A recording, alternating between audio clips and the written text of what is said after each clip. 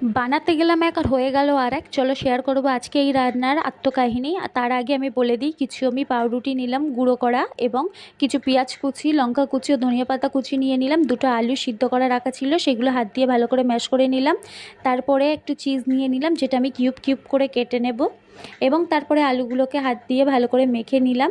মেখে তার মধ্যে কিছু পাউরুটি কুচি দিয়ে আবারও মেখে নেব, এবং যত গুঁড়ো মশলা প্রয়োজন ছিল সব একে একে দিয়ে ভালো করে মেখে নেব। নিয়ে একটা গোল বানিয়ে নেব, তার মধ্যে একটা করে কিউব রাখবো চিজের, তারপরে দিয়ে সুন্দর করে গোল করে নিয়ে নেব। নিয়ে পাউরুটির উপরে দিয়ে একবার করে ঘুরিয়ে নেব। দেখো আমার বলগুলো তৈরি করা রেডি হয়ে গেছে। এবার একটা গ্যাসের উপরে কড়াই বসিয়ে দিয়ে তেল দিয়ে দেবো। তেলটা গরম হয়ে গেলে এক এক করে সব বলগুলো আমি ছেড়ে দেব।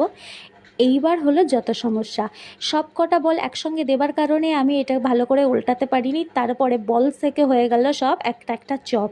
দেখো তোমরা দেখলেই বুঝতে পারবে কেমন লাগলো, অবশ্যই জানিও। যদিও রান্নাটা খুবই সুস্বাদু হয়েছিল।